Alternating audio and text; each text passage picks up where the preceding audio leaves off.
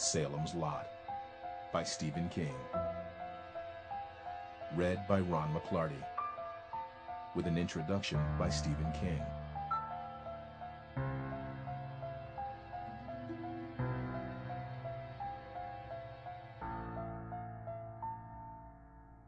No one writes a long novel alone, and I would like to take a moment of your time to thank some of the people who helped with this one.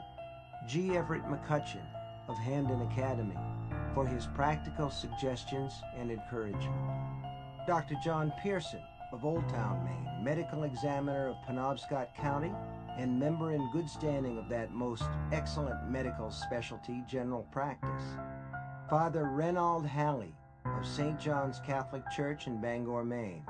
And of course my wife, whose criticism is as tough and unflinching as ever. Although the towns surrounding Salem's Lot are very real, Salem's Lot exists wholly in the author's imagination, and any resemblance between the people who live there and the people who live in the real world is coincidental and unintended. I first read Dracula when I was 9 or 10, around 1957 this would have been. I can't remember why I wanted to read it, something some kid at school had said, or perhaps some vampire movie on John Zacherle's Shock Theater. But I did, and my mother brought it home from the Stratford Public Library and passed it over without comment. My brother David and I were both precocious readers, and our mother encouraged us greatly by forbidding us only a little. Quite often she would hand us a book one of us had requested, adding, "That's trash," in a tone which suggested she knew that the news wouldn't stop us, might on the contrary actually encourage us. Besides, she knew that trash has its place. To Nellie Ruth Pillsbury King, The Blackboard Jungle was trash. The Bat by Mary Roberts Rinehart was trash. The Amboy Dukes by Irving Shulman was serious trash. None of these books were forbidden to us, however. A very few others were. These our mother described as bad trash, and Dracula wasn't one of them. The only three in that category I can remember for sure were Peyton Place, King's Row, and Lady Chatterley's Lover. I had read all of these by the age of 13 and enjoyed them all, but none of them could match Bram Stoker's novel of old horrors colliding with modern technology and investigative techniques. That one was in a class by itself. I remember that Stratford Library book clearly and with great affection. It had that comfortably sprung, lived-in look that library books with a lively circulation always get. Bent page corners, a dab of mustard on page 331, a whiff of some reader's spilled after-dinner whiskey on page 468. Only library books speak with such wordless eloquence of the power good stories hold over us, how good stories abide, unchanged and mutely wise, while we poor humans grow older and slower. You might not like it, my mother said. It looks like nothing but letters to me. Dracula was my first encounter with the epistolary novel, as well as one of my earlier forays into adult fiction, and turned out to be comprised not just of letters, but of diary entries, newspaper cuttings, and Dr. Seward's exotic phonograph diary kept on wax cylinders. And after the original strangeness of reading such a patchwork wore off, I loved the form. There was a kind of justified snoopiness to it, which exerted tremendous appeal. I loved the story, too. There were plenty of frightening sections. Jonathan Harker's growing realization that he has been imprisoned in the Count's castle, the bloody staking of Lucy Westenra in her tomb, the burning of Mina Murray Harker's forehead with the holy wafer. But what I responded to most strongly, I was only 9 or 10, remember, was the intrepid band of adventurers which takes off in blind, brave pursuit of Count Dracula, hounding him first out of England, then back to Europe, and finally to his native Transylvania, where the issue is resolved at sunset. When I discovered J.R.R. Tolkien's Rings trilogy 10 years later, I thought, shit, this is just a slightly sunnier version of Stoker's Dracula, with Frodo playing Jonathan Harker, Gandalf playing Abraham Van Helsing, and Sauron playing the Count himself. I think Dracula was the first fully satisfying adult novel I had ever read, and I suppose it is no surprise that it marked me so early and so indelibly. A year or two later, by this time my mother and my brother and I had left Connecticut and moved back to our native Maine, I discovered a cache of comic books with torn-off covers for sale in a local notion store called the Kennebec Fruit Company.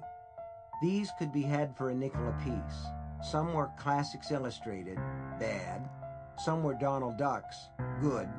And a great many were EC titles such as Tales from the Crypt and Tales from the Vault, best of all. In these comics, I discovered a new breed of vampire, both cruder than Stoker's Count and more physically monstrous. These were pale, paranoid nightmares with gigantic fangs and fleshy red lips. They did not sip delicately as Count Dracula sipped at the ever more wasted veins of Lucy Westenra. The EC vampires created by Ald Felstein and brought most gruesomely to life by the pen of Graham Ghastly Ingalls were prone to tearing and ripping and shredding. In one story, vampires running a restaurant actually installed spigots in the necks of their dying victims, suspending them upside down and drinking splurting red streams of hot plasma, like kids quaffing from the backyard hose. And the victims didn't just moan or sigh like Lucy in her maiden's bed. They were more apt to scream in long strings of repeated E's and Y's and G's, making sounds. Ee-ah! Argh! Ee-ah! That looked like terrible phlegmy expectorations. These vampires did not just scare me, they fucking terrified me, chasing me through my dreams with their lips peeled back to show their monstrous cannibal teeth. My mother didn't approve of the ECs, but neither did she take them away. They were trash, and she often said so, but they were apparently not bad trash. Eventually I gave them up on my own, as she probably knew I would, and all the quicker if I wasn't nagged about it. But those vampires remained with me all the same, as vivid and as vital in their own way as Stoker's Count. Perhaps even more vivid and vital because, unlike Count Dracula, they were American vampires. Some of them drove cars, went out on dates, and there were the ones that owned the vampire restaurant, where I remember one of the specials was French fried scabs. Why, if owning a goddamn beanery wasn't good old American free enterprise, what was? I re-encountered Dracula in 1971 when I was teaching a high school English class called Fantasy and Science Fiction. I came back to it with some trepidation, knowing that a book read, not just read, but studied and taught, even at the high school level, at 24 looks a lot different than one read at the age of 9 or 10, usually smaller. But the great ones only get bigger and cast longer shadows. Dracula, although created by a man who never wrote much else of lasting worth in his life, a few short stories such as The Judge's House still bear scrutiny, is one of the great ones. My students enjoyed it, and I'd say I enjoyed it even more than they did. One night, the second time through the adventures of the sanguinary Count, I only taught high school for 2 years, I wondered out loud to my wife what might have happened if Drac had appeared not in turn-of-the-century London, but in the America of the 1970s. Probably he'd land in New York and be killed by a taxicab, like Margaret Mitchell in Atlanta, I added, laughing. My wife, who has been responsible for all of my greatest successes, did not join my laughter. What if he came here, to Maine, she asked. What if he came to the country? After all, isn't that where his castle was, in the Transylvanian countryside? That was really all it took. My mind lit up with possibilities, some hilarious, some horrible. I saw how such a man, such a thing, could operate with lethal ease in a small town. The locals would be very similar to the peasants he had known and ruled back home, and with the help of a couple of greedy Kiwanis types, like real estate agent Larry Crockett, he would soon become what he had always been, the boyar, the master. I saw more as well, how Stoker's aristocratic vampire might be combined with the fleshy leeches of the EC comics, creating a pop cult hybrid that was part nobility and part bloodthirsty dope, like the zombies in George Romero's Night of the Living Dead. And in the post-Vietnam America I inhabited and still loved, often against my better instincts, I saw a metaphor for everything that was wrong with the society around me, where the rich got richer and the poor got welfare, if they were lucky. I also wanted to tell a tale that inverted Dracula.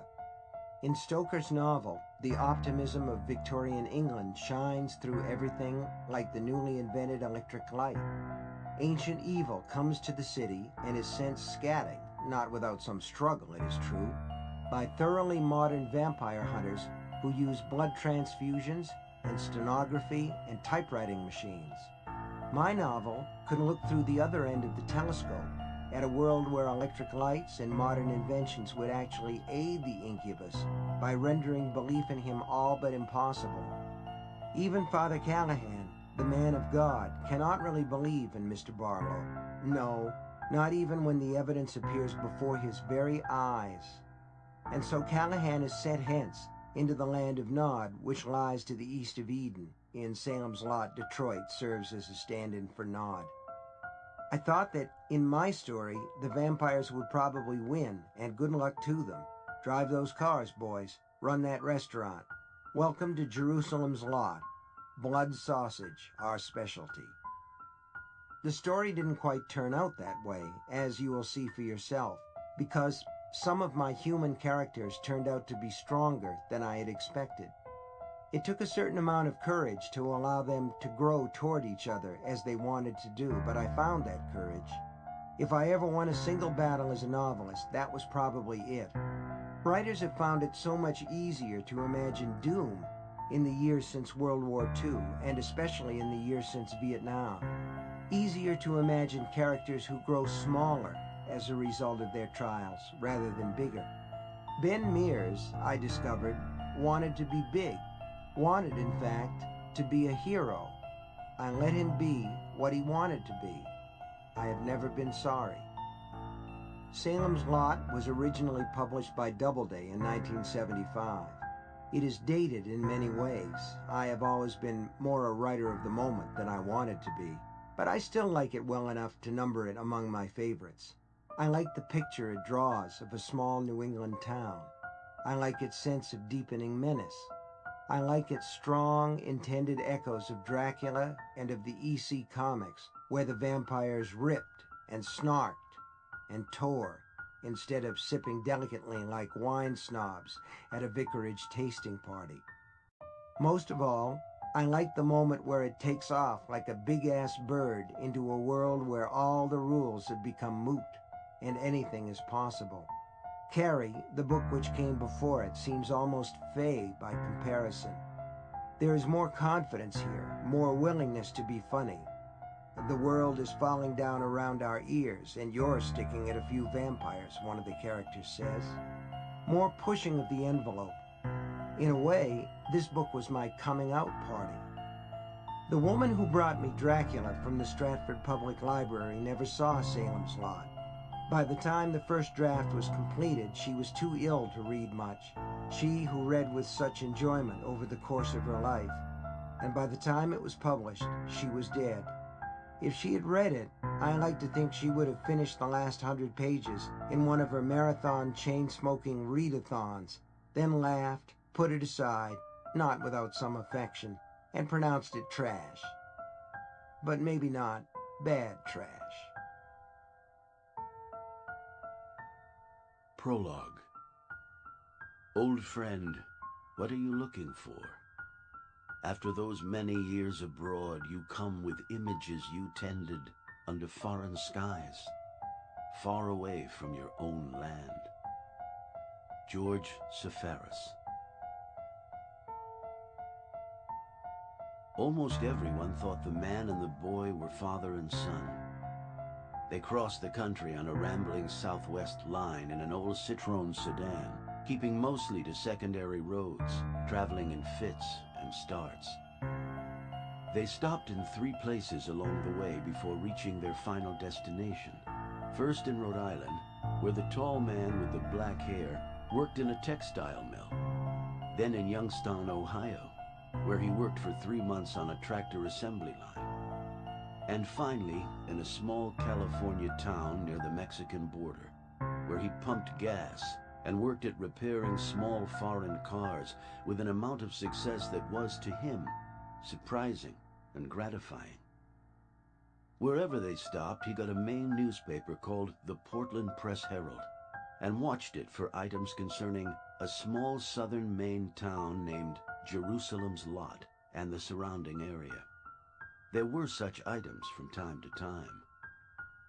He wrote an outline of a novel in motel rooms before they hit Central Falls, Rhode Island, and mailed it to his agent. He had been a mildly successful novelist a million years before, in a time when the darkness had not come over his life. The agent took the outline to his last publisher, who expressed polite interest but no inclination to part with any advance money. "Please and thank you," he told the boy, as he tore the agent's letter up. "We're still free." He said it without too much bitterness and set about the book anyway. The boy did not speak much. His face retained a perpetual pinched look, and his eyes were dark, as if they always scanned some bleak inner horizon. In the diners and gas stations where they stopped along the way, he was polite and nothing more. He didn't seem to want the tall man out of his sight, and the boy seemed nervous even when the man left him to use the bathroom. He refused to talk about the town of Jerusalem's Lot, although the tall man tried to raise the topic from time to time, and he would not look at the Portland newspapers the man sometimes deliberately left around. When the book was written, they were living in a beach cottage off the highway, and they both swam in the Pacific a great deal. It was warmer than the Atlantic and friendlier. It held no memories. The boy began to get very brown. Although they were living well enough to eat 3 square meals a day and keep a solid roof over their heads, the man had begun to feel depressed and doubtful about the life they were living. He was tutoring the boy, and he did not seem to be losing anything in the way of education. The boy was bright and easy about books, as the tall man had been himself. But he didn't think that blotting Salem's Lot out was doing the boy any good. Sometimes at night he screamed in his sleep and thrashed the blankets onto the floor. A letter came from New York. The tall man's agent said that Random House was offering $12,000 in advance, and a book club sale was almost certain. Was it okay? It was. The man quit his job at the gas station, and he and the boy crossed the border. Los Zapatos, which means the shoes, a name that secretly pleased the man to no end, was a small village not far from the ocean. It was fairly free of tourists. There was no good road, no ocean view. You had to go 5 miles further west to get that, and no historical points of interest. Also, the local cantina was infested with cockroaches, and the only whore was a 50-year-old grandmother. With the states behind them, an almost unearthly quiet dropped over their lives. Few planes went overhead. There were no turnpikes, and no one owned a power lawnmower or cared to have one for 100 miles. They had a radio, but even that was noise without meaning. The news broadcasts were all in Spanish, which the boy began to pick up, but which remained, and always would, gibberish to the man. All the music seemed to consist of opera. At night they sometimes got a pop music station from Monterey made frantic with the accents of Wolfman Jack, but it faded in and out. The only motor within hearing distance was a quaint old rototiller owned by a local farmer. When the wind was right, its irregular burping noise would come to their ears faintly, like an uneasy spirit. They drew their water from the well by hand.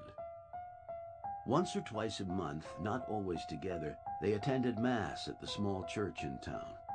Neither of them understood the ceremony, but they went all the same.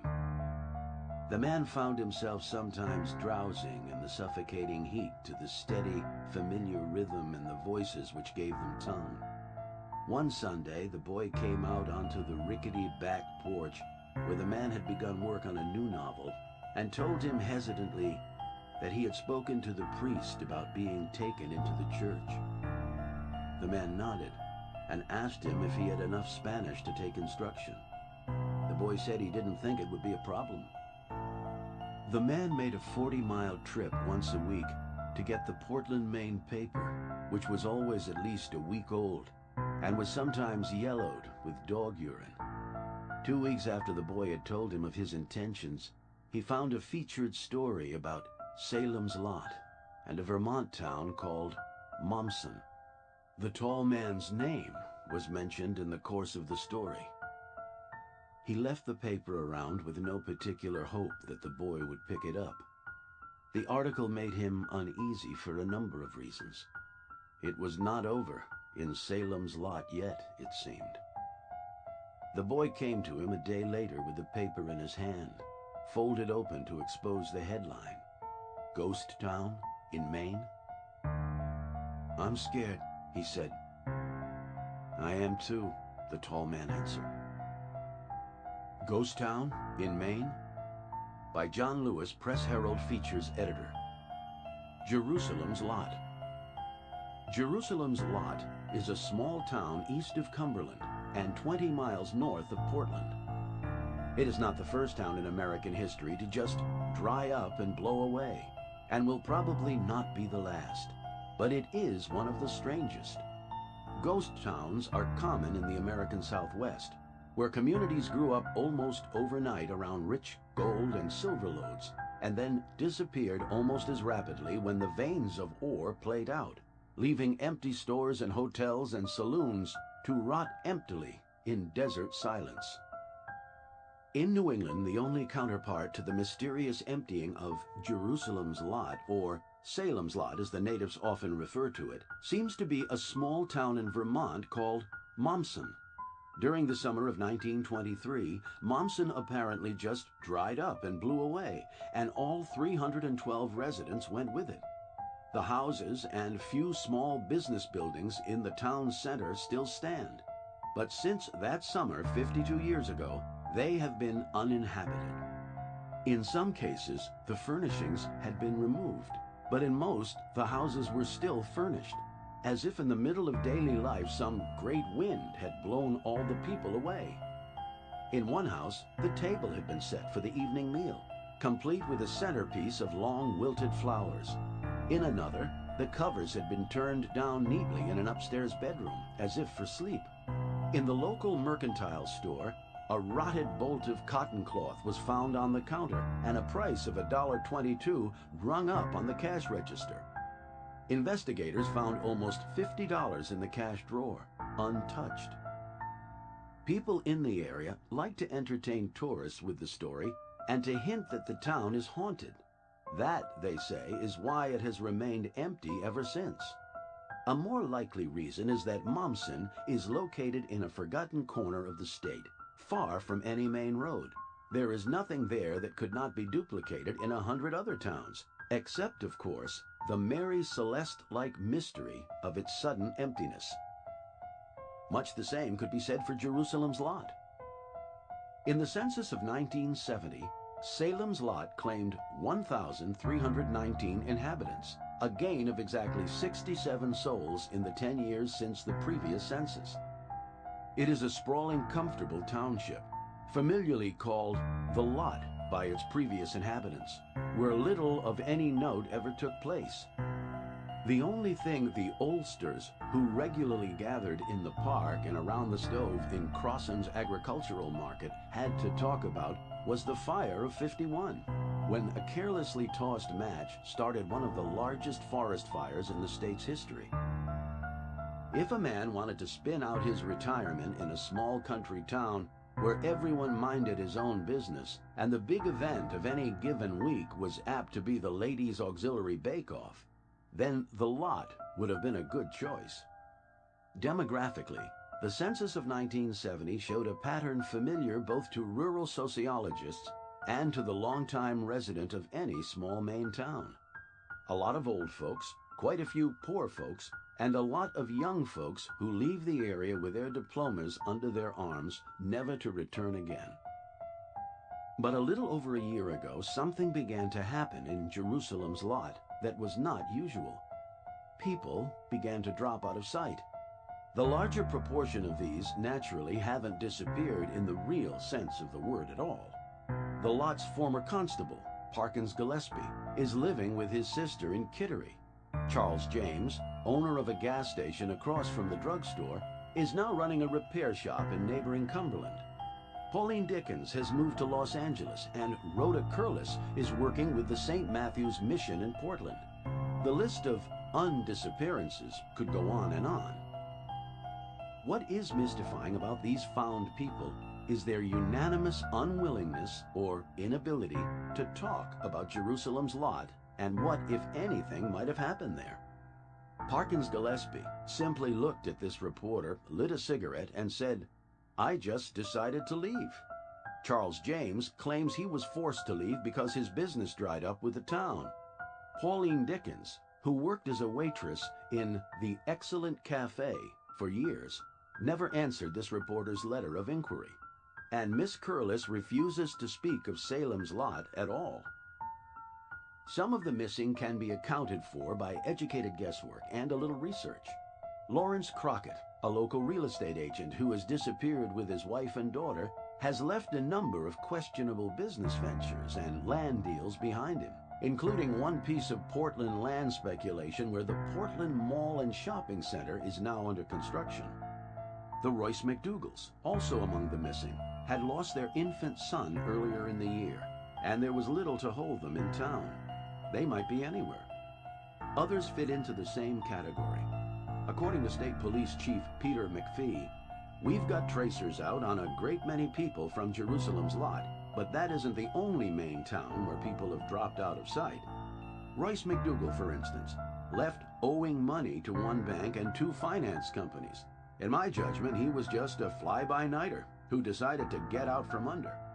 Someday, this year or next, he'll use one of those credit cards he's got in his wallet, and the repossession men will land on him with both feet. In America, missing persons are as natural as cherry pie. We're living in an automobile-oriented society. People pick up stakes and move on every 2 or 3 years. Sometimes they forget to leave a forwarding address, especially the deadbeats." Yet for all the hard-headed practicality of Captain McPhee's words, there are unanswered questions in Jerusalem's lot. Henry Petrie and his wife and son are gone, and Mr. Petrie, a Prudential Insurance Company executive, could hardly be called a deadbeat. The local mortician, the local librarian, and the local beautician are also in the dead letter file. The list is of a disquieting length. In the surrounding towns, the whispering campaign that is the beginning of legend has already begun. Salem's lot is reputed to be haunted.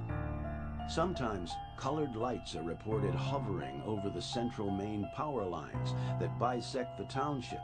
And if you suggest that the inhabitants of the lot have been carried off by UFOs, no one will laugh.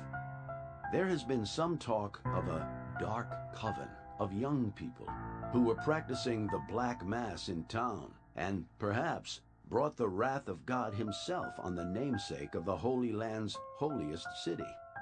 Others of a less supernatural bent remember the young men who disappeared in the Houston, Texas area some 3 years ago, only to be discovered in grisly mass graves. An actual visit to Salem's lot makes such talk seem less wild. There is not one business left open. The last one to go under was Spencer's Sundries and Pharmacy, which closed its doors in January. Crossan's Agricultural Store, the hardware store, Barlow and Straker's Furniture Shop, the excellent cafe, and even the municipal building are all boarded up. The new grammar school is empty, and so is the Tri-Town Consolidated High School, built in the lot in 1967. The school furnishings and the books have been moved to make-do facilities in Cumberland, pending a referendum vote in the other towns of the school district. But it seems that no children from Salem's lot will be in attendance when a new school year begins. There are no children, only abandoned shops and stores, deserted houses, overgrown lawns, deserted streets, and back roads. Some of the other people that the state police would like to locate or at least hear from include John Groggins, pastor of the Jerusalem's Lot Methodist Church, Father Donald Callahan, parish priest of St. Andrews, Mabel Wirtz, a local widow who was prominent in Salem's Lot Church and social functions, Lester and Harriet Durham, a local couple who both worked at Gates Mill in weaving, Eva Miller, who ran a local boarding house,